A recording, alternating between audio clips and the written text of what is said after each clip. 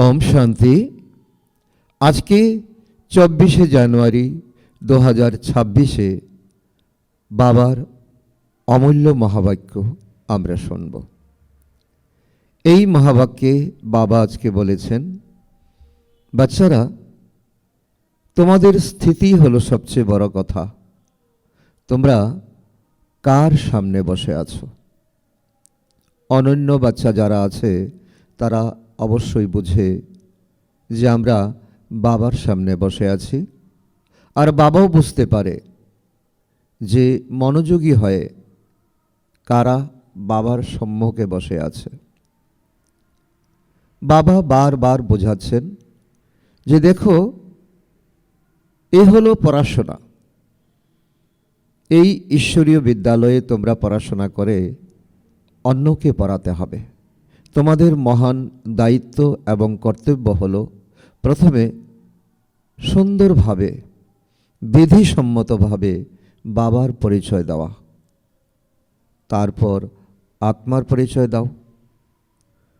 সবাই যাকে পরমাত্মা বুঝতে পারে যে পরমাত্মা আমার পিতা, আর যে এতদিন আমরা শিখে এসেছি, জেনে এসেছি আত্মা স পরমাত্মা, এই ভুল যাতে সবার মন থেকে সরে যায়। পরমাত্মা হলো আমাদের পিতা, তিনি কখনো সর্বব্যাপী হতে পারেন না। তারপর তোমরা যখন নতুন জিজ্ঞাসুদেরকে এক এক করে এগিয়ে নিয়ে যাবে, তখন তোমাদের দায়িত্ব থাকবে যে সৃষ্টির আদি মধ্য অন্তের জ্ঞান তাদেরকে পরিষ্কার করে বোঝা এবং বোঝানো যে আর কর্মেরও গুহ্য গতি, কর্মের গুহ্য গতি সবাইকে বোঝানো। অর্থাৎ সত্যযুগে হয় অকর্ম, সেখানে কোনো রাবণ থাকে না।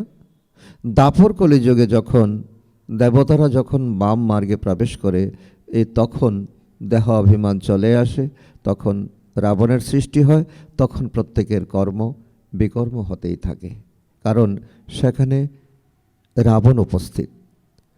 তো এই জ্ঞান মার্গে নিশ্চয় হলো বড় কথা, নিশ্চয় করা এবং নিশ্চয় করানো।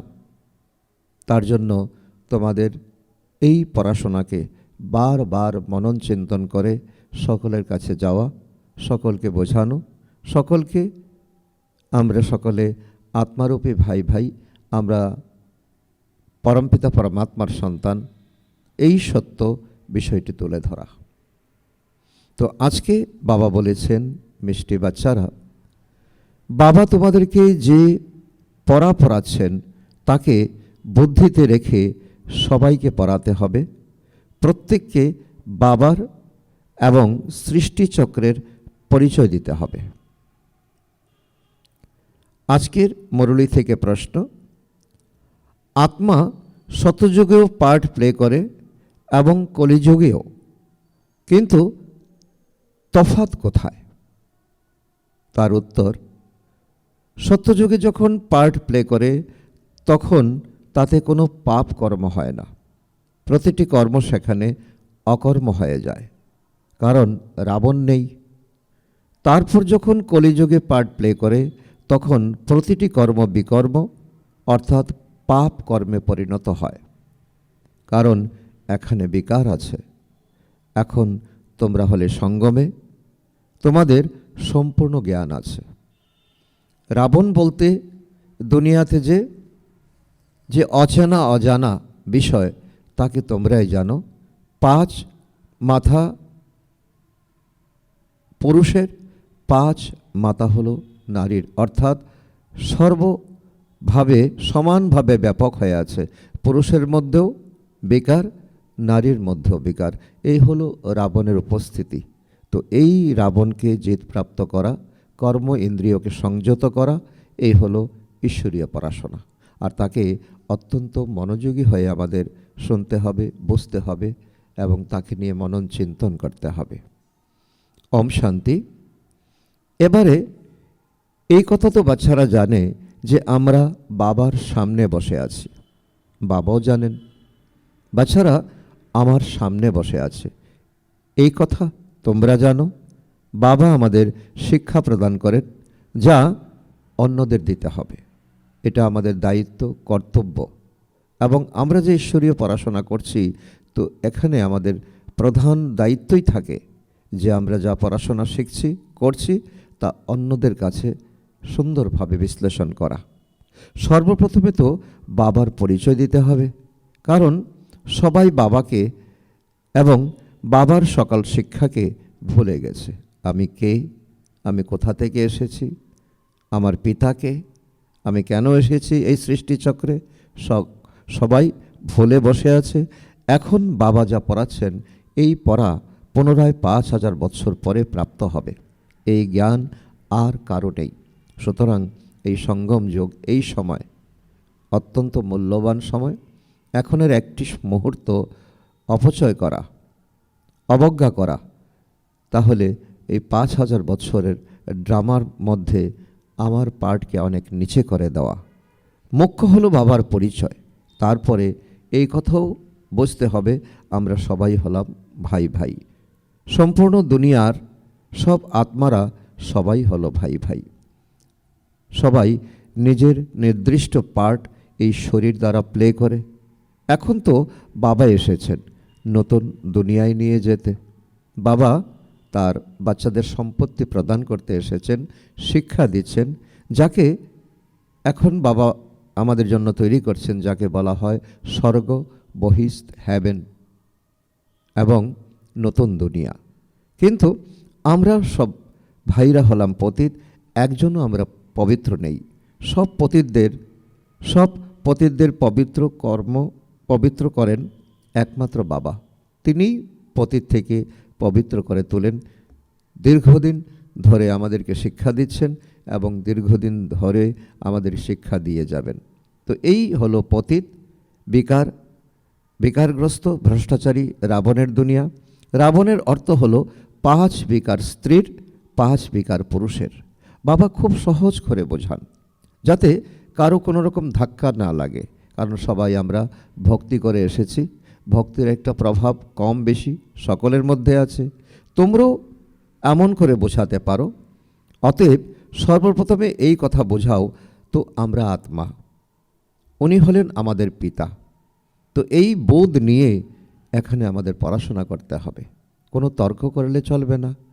আমরা সবাই ব্রাদার্স। জিজ্ঞাসা করো, তো এই কথা ঠিক আছে? যখন সকলের সম্মতি পাবে, তখনই আগের লেসন পড়াবে।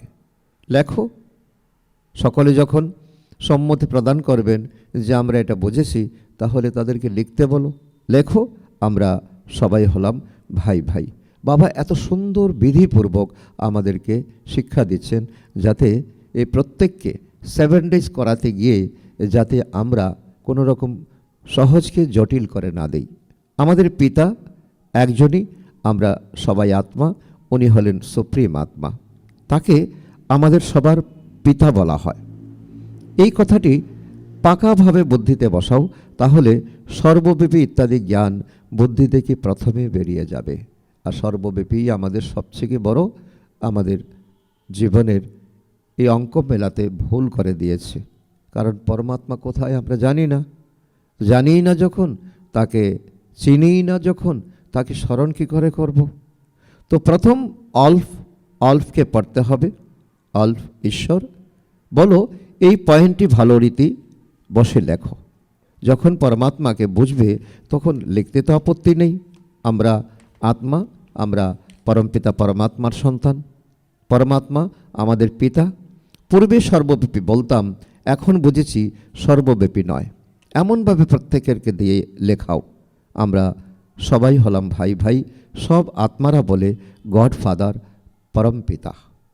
কারণ এখন এখানে এসে আমাদের একেবারে ফাউন্ডেশন কোর্স হচ্ছে। ফাউন্ডেশন আমাদের শক্ত মজবুত হচ্ছে। প্রথমে তো এই নিশ্চয়টি পাক্কা করতে হবে, আমরা হলাম আত্মা, পরমাত্মা নই। হামসো সোহাম, এই কথাটাই আমাদের জীবনে জটিলতা সৃষ্টি করেছে। আমরা আত্মা, আমরা পরমাত্মা নই। পরমাত্মা পিতা, আমরা আত্মা না। আমাদের মধ্যে পরমাত্মা ব্যাপকভাবে বিরাজমান করেন, এটাও আমাদের ভুল ধারণা। সবার মধ্যে আত্মাই ব্যাপকভাবে উপস্থিত আছে। সবাই আত্মা, প্রত্যেক শরীরে আত্মাই আছে, পরমাত্মা নেই। আত্মা শরীরের আধার নিয়ে পার্ট প্লে করে, এই পয়েন্টটিও পাক্কা করাও। কারণ জন্মের সময় পরমাত্মা আমাদের ফ্রিডম দিয়েছেন এবং আমাদের উইজডম দিয়েছেন, বুদ্ধি দিয়েছেন, আমাদের বিবেক দিয়েছেন এবং স্বাধীনতা দিয়েছেন কর্ম করার জন্য। তো কর্ম যখন আমরা করব তখন নিজে বুঝে শুনেই কর্ম করব, তার জন্য পরমাত্মাকে আমরা দায়ী করব কেন?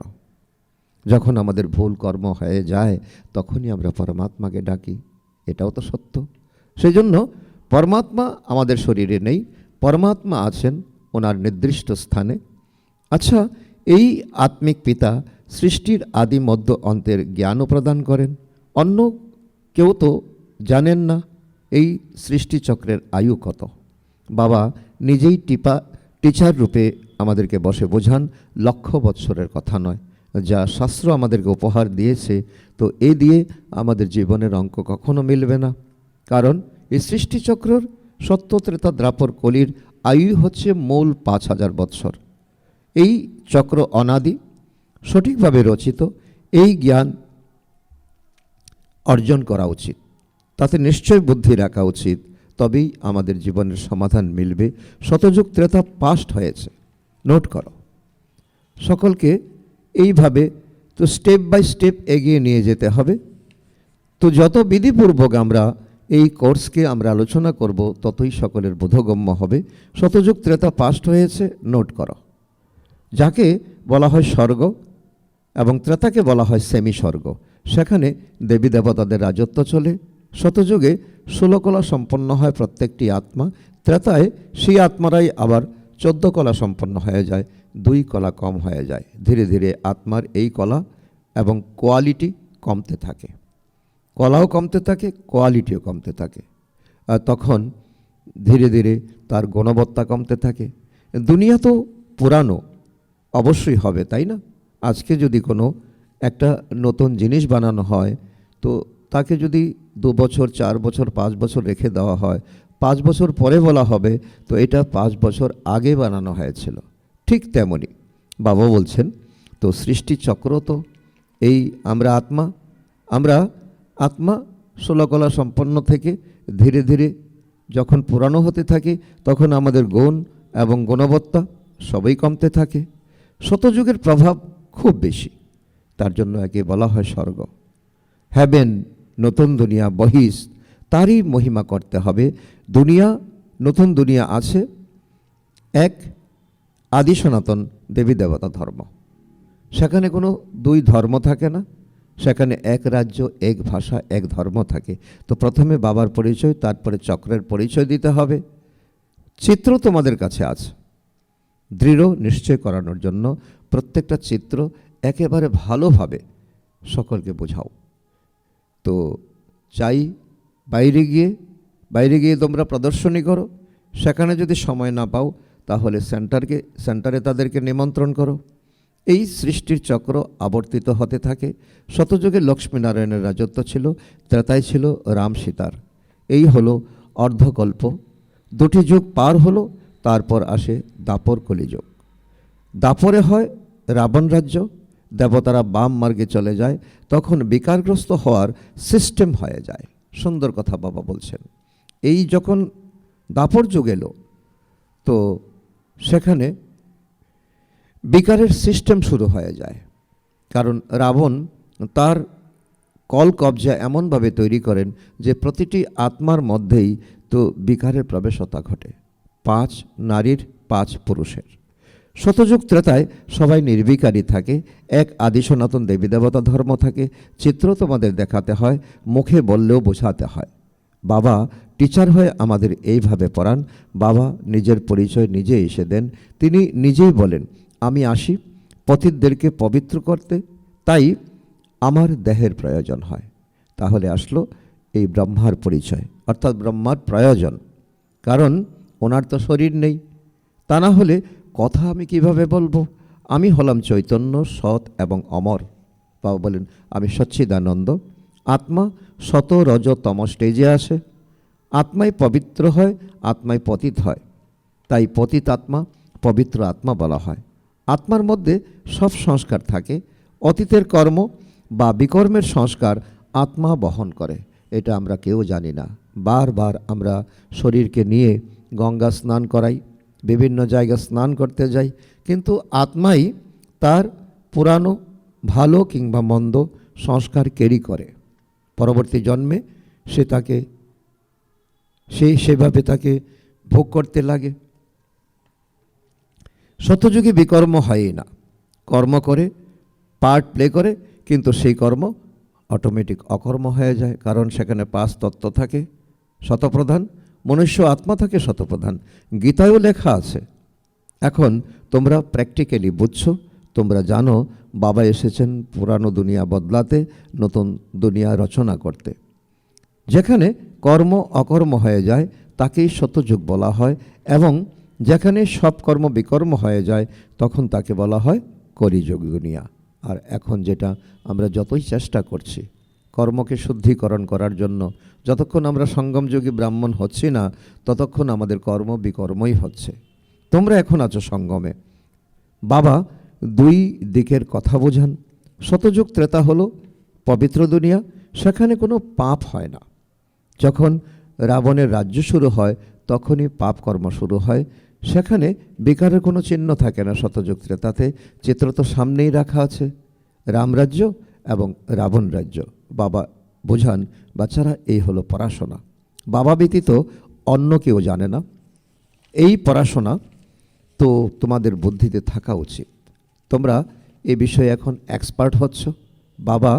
এক্সপার্টিস এসেছেন তোমাদেরকে এক্সপার্ট করে তোলার জন্য। বাবাও স্মরণে আসেন, চক্র বুদ্ধিতে এসে যায়। এক সেকেন্ডে বাবা সামনে আসবে, স্মরণে আসবে। সৃষ্টি চক্র 1 সেকেন্ডে সামনে আসবে। সেকেন্ডে সব কিছু স্মরণে এসে যায়। বর্ণনা করতে তোমাদের দেরি লাগে না। এর 3টি ফাউন্টেন আছে। বাবা বলছে যে আদি সনাতন দেবদেবী ধর্ম থেকে 3 টিউব বেরোয়, ইসলাম, বৌদ্ধ, খ্রিস্টান। বৃক্ষটি এমন হয়, বীজ বৃক্ষ সেকেন্ডে স্মৃতিতে এসে যাবে। এই আদি সনাতন দেবদেবী কল্পবৃক্ষের তো চিত্র এতটা সুন্দর করে তোমাদের বুঝতে হবে যাতে 1 সেকেন্ডে এই সৃষ্টিচক্রের অর্থাৎ কল্পবৃক্ষের চিত্র তোমাদের, বীজ এবং ঝাড়ের চিত্র তোমাদের বুদ্ধিতে এসে যাওয়া উচিত। এই বীজ অমুক বৃক্ষের, এই বৃক্ষে এমন ফল হয়, এটা তো তোমরা জানো। লৌকিক দুনিয়াতে তো আমরা সকল গাছকে দেখেই আমরা বুঝতে পারি এই গাছ এই ফল দেবে, এই গাছের এই বীজ।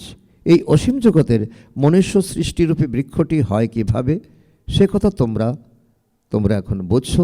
তোমরা এখন সকলকে বোঝাও। বাচ্চাদের সম্পূর্ণ জ্ঞান বোঝানো হয়েছে। বাবা কোনো কিছু আমাদেরকে ত্রুটি রাখেননি। আধাকল্প ডিনাইস্টি কীভাবে চলে, তারপর রাবণ রাজ্য হয়, তখন যারা শতযুগ ত্রেতাবাসী আছে তারাই দাপরবাসী হয়। এইভাবে ট্রান্সফার হয়ে আসে। বৃক্ষটি বৃদ্ধি হতে থাকে, ধীরে ধীরে 3 টিউবস থেকে আরও টিউবস বেরোতে থাকে। অর্ধকল্পের পরে রাবণ রাজ্য হয়, তখন মানুষ বিকারগ্রস্ত হয়, আত্মা বিকারগ্রস্ত হয়। বাবার কাছে যা উত্তরাধিকার প্রাপ্ত হয় সেসব অর্ধকল্প চলে, তারপর আর চলে না। নলেজ প্রদান করে বাবা উত্তরাধিকার দেন, সেই প্রালব্ধ ভোগ করেছ, অর্থাৎ শতযুগ ত্রেতায় সুখ পেয়েছ, সম্পত্তি পেয়েছ, তার নাম সুখধাম শতযুগ বলা হয়, স্বর্গ দুনিয়া বলা হয়। সেখানে দুঃখ হয়ই না। কত সহজ করে বাবা বোঝান, আর সহজ করে তোমরা বুঝে সকলকে বোঝাতে হবে। একজনও যাতে এমন না বলে আমি তো বুঝতে পারিনি। একজনকে বোঝাও অথবা অনেককে বোঝাও, তাই অ্যাটেনশন দিতে হবে, বুঝতে হবে। শুধু হা হা করছো নাকি, তো এটাও দেখতে হবে। শুধু কথায় কথা মেলানো এটা একটা জিনিস, আর বুঝে শুনে নোট করা আরেকটা জিনিস। বলো, নোট করতে থাকো। কোথাও সন্দেহ থাকলে জিজ্ঞাসা করো। যে কথা কেউ জানে না সেই কথা আমরা বোঝাই, কারণ আমরা পরমাত্মার থেকে শিখেছি, আমরা নিশ্চয় করেছি এবং আমরা দায়িত্ব নিয়েছি। তোমরা তো কিছুই জানো না, তাই কি জিজ্ঞাসা করবে? বাবা তো অসীম জগতের বৃক্ষের রহস্য বুঝিয়ে দেন। এই নলেজ এখন তোমরা বুঝছো, বাবা বুঝিয়েছেন। তোমরা 84 চক্রে কিভাবে এসেছো, এই কথাটি ভালো রীতি নোট করো, তারপর এই বিষয়টি নিয়ে বিচার করো। এও বাবা বলছেন। তো যেমন টিচার রচনা লিখে দেন, স্টুডেন্টরা যা ঘরে নিয়ে রিভাইজ করে আসে, তাই না? একটা টপিক দিয়ে দেন, এর উপর তোমরা রচনা লিখে আনো। তো প্রত্যেকে যার যার বুদ্ধিমত্তা অনুসারে ঘরে গিয়ে বসে তো রচনা লিখে আনে। তোমরাও নলেজ প্রদান করো, তারপর দেখো কি হয়। সকলকে টপিক দিয়ে দাও, বলে এটার উপর আপনারা চর্চা করে আসুন, লিখে নিয়ে আসুন। জিজ্ঞাসা করতে থাকো, এক একটি কথা ভালো করে বোঝাও। বাবা আর টিচারের কর্তব্য বুঝিয়ে গুরুর কর্তব্য বোঝাও। বাবা, টিচার এবং গুরু তিনি কি করে হলেন? তাকে আহ্বান করা হয়েছে যে এসে আমাদের পতিতদেরকে পবিত্র করো। আত্মা পবিত্র হলে তো শরীরও পতিত প্রাপ্ত হয়, পবিত্র হলে পবিত্র প্রাপ্ত হবে, পতিত হলে পতিত প্রাপ্ত হবে। যেমন সোনা তেমন গহনা তৈরি হয়।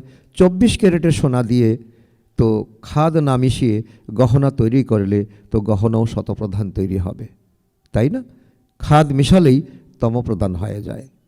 সর্বপ্রথমে ভারত 24 ক্যারেট সোনার চড়ুই পাখি ছিল, অর্থাৎ শতপ্রধান নতুন দুনিয়া ছিল, তবে তারপর তমপ্রধান হয়েছে। এই কথা বাবা এসে বোঝান। অন্য কেউ মনুষ্য গুরু তো জানেনই না, আহ্বান করে এসে তো পবিত্র বানাও, সে তো গুরুর কর্তব্য। তো পরমাত্মা হলেন প্রকৃত সদ্গুরু, এখন তিনি সে দায়িত্ব নিয়ে আমাদেরকে বোঝাচ্ছেন। আমরা তো বারবার বাবার থেকে বুঝছি, বারবার বাবা আমাদেরকে রিভাইজ করাচ্ছেন। বানপ্রস্থ অবস্থায় মানুষ গুরুর কাছে দীক্ষিত হয়। বাণীর ঊর্ধ্বে স্থান হলো ইনকর্পোরিয়াল ওয়ার্ল্ড, অর্থাৎ নিরাকারী দুনিয়া, যেখানে আত্মারা বাস করে, পরম ধাম। এটা হলো কর্পোরিয়াল ওয়ার্ল্ড, তো যেখানে আমরা মনুষ্য আত্মারা এখানে পার্ট প্লে করছি। তো দুইয়ের মিল এখানেই হয়। তো সেখানে তো শরীর নেই, সেখানে কোনো কর্ম নেই, বাবার মধ্যে সম্পূর্ণ জ্ঞান ভরা আছে। ড্রামা প্ল্যান অনুযায়ী তাকেই বলা হয় নলেজফুল। তিনি সময়ে এই দুনিয়াতে আসেন, তখনই এই জ্ঞান আমরা প্রাপ্ত করি। বাবা হলেন নলেজফুল, তিনি সচ্চিত আনন্দ স্বরূপ হওয়ার দরুন তাকেই নলেজফুল বলা হয়। তিনি আমাদের পিতা, তিনি শিক্ষক, তিনি সদ্গুরু। তাকে আহ্বানও করা হয়, হে পতিত পাবন নলেজফুল শিব বাবা। তার নামই হলো সদাশিব। অন্য সব আত্মারা আসে পার্ট প্লে করতে, তাই ভিন্ন ভিন্ন নাম ধারণ করে বাবাকে ডাকে, কিন্তু তারা কিছুই বোঝে না। ভাগ্যশালী রত নিশ্চয় আছে। বাবা যার মধ্যে প্রবেশ করে তোমাদেরকে পবিত্র দুনিয়ায় নিয়ে যাবেন।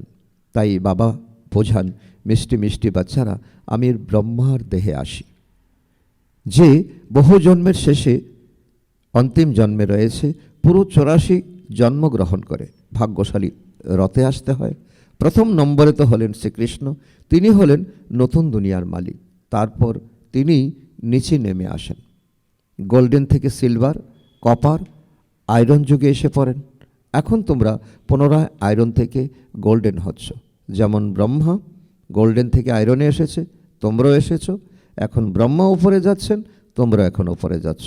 বাবা বলেন, শুধুমাত্র আমি তোমাদের পিতা, আমাকে স্মরণ করো। যার মধ্যে প্রবেশ করেছি তার আত্মায় তো নলেজ তো এতটুকু ছিল না, অর্থাৎ যিনি ব্রহ্মা থেকে দাদা লেকরাজ হয়েছেন, ওনার মধ্যে তো কোনো জ্ঞান ছিল না। ব্রহ্মার দেহে আমি প্রবেশ করি, তাই ব্রহ্মাকে ভাগ্যশালী রথ বলা হয়। বাবা এটাও বলছেন যে লক্ষ্মীনারায়ণ যখন সর্বশ্রেষ্ঠ দেবতা, তো উনি শতযুগে থাকবেন, উনি কলিযুগে আসতে পারেন না। এই কলিযুগের দায়িত্ব নিয়েছেন ব্রহ্মা। ব্রহ্মার শরীরে বাবা আসেন, আর ব্রহ্মাকে বলা হয় ভাগ্যশালী রথ। যদিও সবচেয়ে উচ্চত হলেন এই লক্ষ্মীনারায়ণ, এদের মধ্যে প্রবেশ করা উচিত, কিন্তু তাদের মধ্যে পরমাত্মা প্রবেশ করেন না, তাই তাদের ভাগ্যশালী রথ বলা হয় না। রথ বলা হয় ভাগ্যশালী দাদা লেকরাজকে, অর্থাৎ ব্রহ্মাকে। রথে এসে পতিতদেরকে পবিত্র করতে হয়। সুতরাং কলিযুগী তমপ্রধান হবে নিশ্চয়ই, ভগবান আসবেন নিশ্চয়ই, জ্ঞান প্রদান করবেন। নিজেই বলেন, আমি অনেক জন্মের শেষে জন্মে আসি। গীতায়ও সঠিক লেখা আছে, গীতা গীতাকেই সর্বশাস্ত্রময়ী শিরোমণি বলা হয়। এই সঙ্গম যুগে বাবা এসে ব্রাহ্মণকুল এবং দেবতাকুলের স্থাপনা করেন। তিনি ব্রাহ্মণ ধর্ম, তো সূর্যবংশী এবং চন্দ্রবংশী 3 ধর্ম স্থাপনা করেন। অনেক জন্মের শেষের জন্মে অর্থাৎ সঙ্গম যুগেই বাবা আসেন। বাবা বলেন, বাচ্চারা, আমি হলাম বীজরূপ। কৃষ্ণ তো সত্যযুগ নিবাসী, অন্যত্র কোথাও কৃষ্ণকে দেখতে পাওয়া যাবে না। এটাও সত্য। আমরা এখন কৃষ্ণকে ডাকছি, কৃষ্ণ কি এখন আসবেন? কৃষ্ণ তো থাকবেন সত্যযুগে ওনার নাম এবং রূপ নিয়ে। পুনর্জন্ম তো নাম, রূপ, দেশ, কাল সবই বদলে যায়, ফিচার্স বদলে যায়। প্রথমে শিশু হয় সুন্দর, তারপর বড় হয়ে শরীর ত্যাগ করে ছোট শরীর ধারণ করে। এই খেলাটি ড্রামাতে পূর্ব নির্ধারিত। অন্য শরীর ধারণ করলে তো আর কৃষ্ণ বলা যাবে না। এটাও বাবা নিশ্চয় আমাদেরকে করাচ্ছেন, ক্লিয়ারিটি আমাদেরকে দিচ্ছেন। সেই শরীরের নাম ইত্যাদি সব অন্য হয়ে যাবে। সময়, ফিচার্স, তিথি, তারিখ সবই বদলে যায়। ওয়ার্ল্ডের হিস্ট্রি, জিওগ্রাফি হুবহু রিপিট বলা হয়। অর্থাৎ ড্রামা রিপিট হতে থাকে। শত রজতমতে আসতে হয়। সৃষ্টির নাম, যুগের নাম সব বদলে যায়। এখন এই হলো সঙ্গম যুগ। আমি সঙ্গমে আসি। আমি তোমাদের সম্পূর্ণ দুনিয়ার হিস্ট্রি, জিওগ্রাফির সত্য কাহিনী বলি। আদি থেকে অন্ত পর্যন্ত তো কেউ জানে না। শতযুগের আয়ু কত ছিল সে কথা না জানার দরুন তো লক্ষ বৎসর বলে দিয়েছে। এখন তোমাদের বুদ্ধিতে সব কথা আছে। তোমাদেরকে মনে এই কথা পাক্কা করতে হবে যে পিতা হলেন বাবা, টিচার, সদ্গুরু। উনি শতপ্রধান হওয়ার খুব ভালো যুক্তি বলে দেন। এখন আমরা দুনিয়া অনেক চক্কর লাগিয়েছি, এখন এক জায়গায় আমাদের স্থির হতে হবে। তো গীতায়ও আছে, দেহসহ দেহের সব ধর্ম ত্যাগ করে নিজেকে আত্মা নিশ্চয় করো। কেন বলা হয়েছে? কারণ আমরা সারা দুনিয়াকে চক্কর লাগিয়েছি এবং ভগবান থেকে আমরা দূর থেকেছি। যখন ভগবানের সামনে এসেছি তখন এই সারা দুনিয়া যে আমরা ঘুরেছি তার থেকে আমাদের চিন্তা চেতনা দূরে সরাতে হবে। নিজ ধামে অবশ্যই ফিরে যেতে হবে। ভক্তি মার্গে কত পরিশ্রম করে ভগবানের কাছে যাওয়ার জন্য, জলে, স্থলে, পাহাড়ে, পর্বতে। তো ওই হলো মুক্তি ধাম, কর্ম থেকে মুক্ত। আমরা ইনকর্পোরিয়াল দুনিয়ায় গিয়ে বসি, অর্থাৎ পরম ধামে গিয়ে বসি। পাঠধারী ঘরে গিয়ে পাঠ থেকে মুক্ত হয়। সবাই চায় আমরা যেন মুক্তি পাই। মোক্ষ প্রাপ্তি তো কারো হয় না, কারণ এটা ড্রামা। যে যা কর্ম করে তার মধ্যে লিপিবদ্ধ হয়, তার নির্দিষ্ট সময় পর্যন্ত পরমধামে বসে থাকবে। তারপর তার যখন সময় হবে তাকে পাঠ করতে আসতেই হবে। এই ড্রামা হলো অনাদি, অবিনাশী। কেউ বলে এই পাঠ আসা যাওয়ার তো আমার পছন্দ নয়, কিন্তু এত তো কিছুই করার নেই। কোনো কিছু এতে সংযোজন এবং তার থেকে কিছু তো বিয়োগীকরণ সম্ভব নয়। এ হলো পূর্ব নির্দিষ্ট অনাদি ড্রামা। একজনও মোক্ষ প্রাপ্ত করতে পারে না। তো সেসব হলো অনেক প্রকারের মনুষ্যমত। মানুষ কত কিছু বলছেন যে পরমাত্মাতে মিলিয়ে যাব আর আসবো না দুনিয়াতে। এ হলো শ্রীমত। শ্রেষ্ঠ বানানোর জন্য মানুষকে শ্রেষ্ঠ বলা হবে না, দেবতাদের শ্রেষ্ঠ বলা হয়। তাদের সম্মুখে সবাই মাথা নত করে, সুতরাং তারা শ্রেষ্ঠ, তাই না? কৃষ্ণ হলেন দেবতা, বৈকুণ্ঠের প্রিন্স। তিনি এখানে আসবেন কিভাবে? না, উনি গীতা শুনিয়েছেন, শিবের সম্মুখে দাঁড়িয়ে বলে তো আমাদের মুক্তি দাও।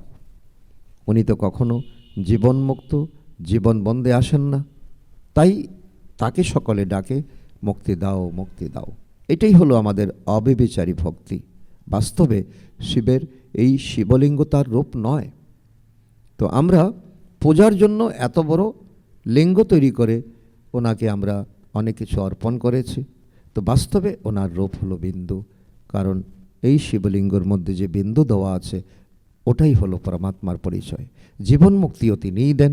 সেই বিন্দু যখন ভাগ্যশালী রথে আসেন, অর্থাৎ ব্রহ্মার শরীরে আসেন, তখনই আমাদের সঙ্গে তিনি কথা বলেন।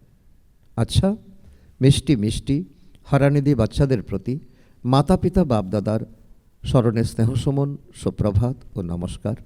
আত্মাদের পিতা তার আত্মারূপী বাচ্চাদের জানাচ্ছেন নমস্কার। আমরাও আত্মারূপী সন্তানরা আমাদের মাতা পিতা বাপদাদাকে জানাই তো স্মরণের স্নেহসমন, সুপ্রভাত ও নমস্কার। শুক্রিয়া বাবা, শুক্রিয়া। ধারণার জন্য মুখ্য সার। 1 নম্বর পয়েন্ট, সবাই আত্মারূপে হলাম ভাই ভাই। এই পাঠ পাক্কা করতে হবে এবং করাতে হবে। নিজের সংস্কারগুলিকে স্মরণের দ্বারা সম্পূর্ণ পবিত্র করতে হবে। নাম্বার 2, 24 ক্যারেট আসল সোনা অর্থাৎ শতপ্রধান হওয়ার জন্য কর্ম অকর্ম বিকর্মের গুহ্য গতিকে বুদ্ধিতে রেখে এখন আর কোনো বিকর্ম করবে না। আজকের মুরলী থেকে বাপদাদা প্রতিটা বাচ্চার প্রতি বরদান দিয়েছেন, ঘাবড়ানোর ডান্স ছেড়ে সদা খুশির ডান্স করতে থাকা মাস্টার নলেজফুল ভব। ঘাবড়ানোর ডান্স ছেড়ে সদা খুশির ডান্স করতে থাকা মাস্টার নলেজফুল ভব। যে বাচ্চারা মাস্টার নলেজফুল হয় তারা কখনো ঘাবড়ানোর ডান্স করতে পারে না। সেকেন্ডে সিঁড়ি দিয়ে তো নিচে, সেকেন্ডে উপরে। এখন এই সংস্কার চেঞ্জ করো, তাহলে খুব ফাস্ট যাবে। কেবল প্রাপ্ত হওয়া অথরিটিকে, নলেজকে, পরিবারের সহযোগকে ইউজ করো। বাবার হাতে হাত দিয়ে চলতে থাকো, তাহলে খুশির ডান্স করতে থাকবে। ঘাবড়ানোর ডান্স হবেই না। কিন্তু যখন মায়ার হাত ধরে নাও তখনই সেই ডান্স হয়।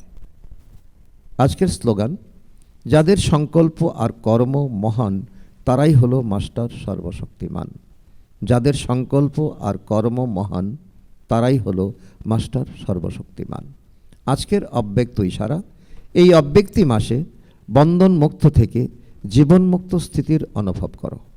তার অন্তর্গত বাবা বলেছেন, মাস্টার ত্রিকালদর্শী হয়ে প্রত্যেক কর্ম, প্রত্যেক সংকল্প করো বা কথা বলো, তো কোনো কর্ম ব্যর্থ বা অনর্থ হতেই পারবে না। ত্রিকালদর্শী অর্থাৎ সাক্ষী ভাবের স্থিতিতে স্থিত হয়ে এই কর্ম ইন্দ্রিয় দ্বারা কর্ম করবে, তো কর্মের বশীভূত হবে না। সদা কর্ম আর কর্মের বন্ধন থেকে মুক্ত হয়ে নিজের উঁচু স্টেজকে প্রাপ্ত করে নেবে। আচ্ছা, ওম শান্তি, ওম শান্তি।